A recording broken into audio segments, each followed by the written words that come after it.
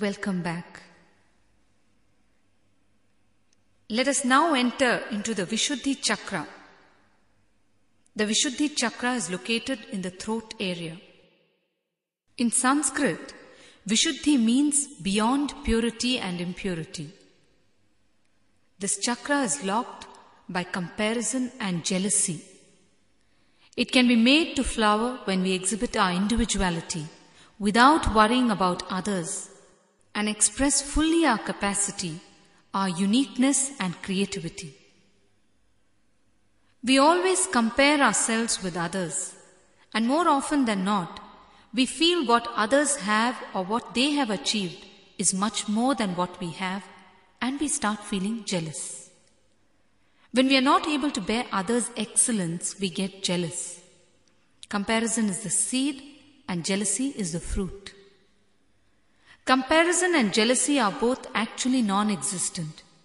We create them ourselves and we talk endlessly on how to overcome them.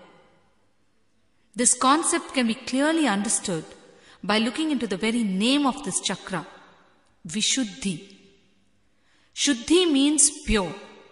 Ashuddhi means impure. Vishuddhi means beyond both pure and impure.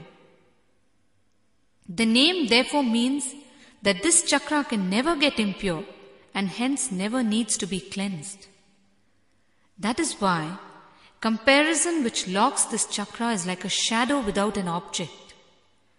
There is no basis for the concept of comparison. It is purely a figment of our imagination. A small story. Chanda Basu was part of a music group that gave live shows all over the world. During one particular stage performance, Chanda decided to wear a particular black wig for a few songs and a red wig for the other songs. He alternated the wigs and finished the first half of the program. During the intermission, the show director came to him in the dressing room and told him, "Sir, I think you would have to wear only the red wig for the remaining part of the show." Chanda was surprised and he asked him why.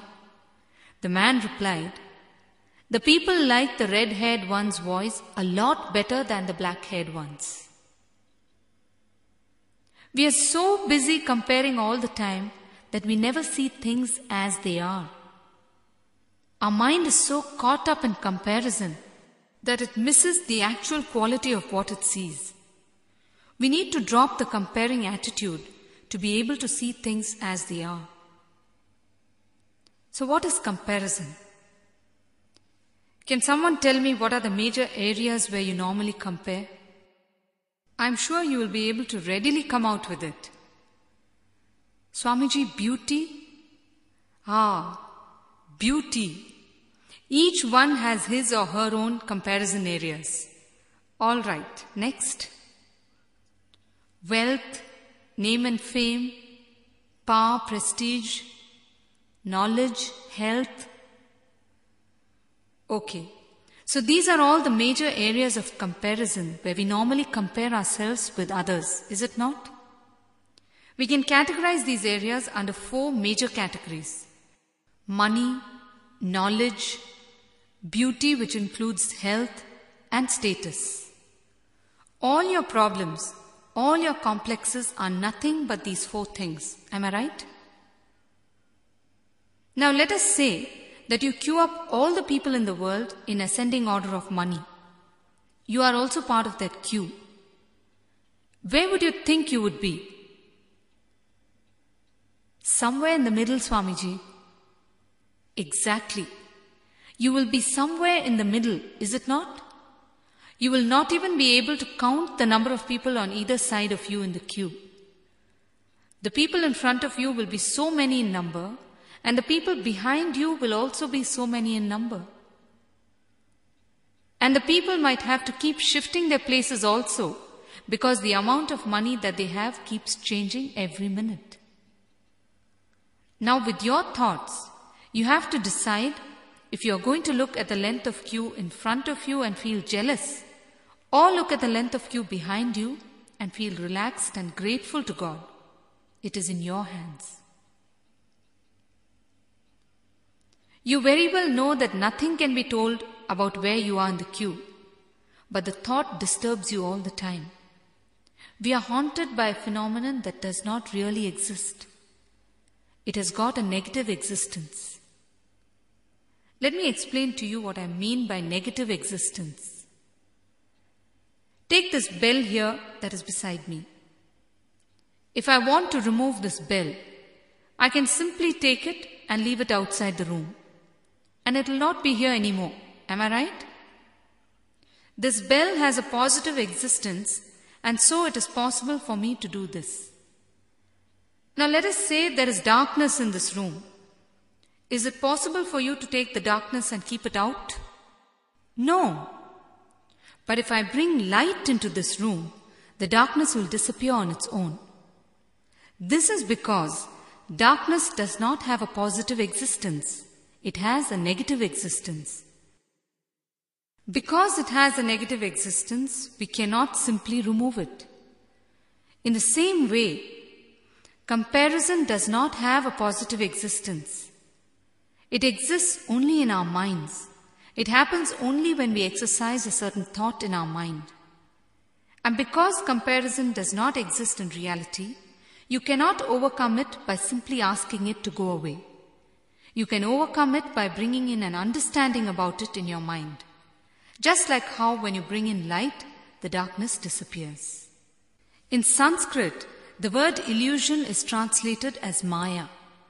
We say, Yama iti Maya, which means that which does not exist is Maya. That which does not exist, but which continuously disturbs. That is the property of Maya. You simply give life to it, that's all. Comparison is pure illusion. Yes, you have a question? Swamiji, it is better that we don't look at either side of the line. Why do you say that? And anyway, why should you fear to look? The fact that you are afraid to look itself shows that you are running away from your own mind. If you can look but not be affected by what you see, then you have found the right way.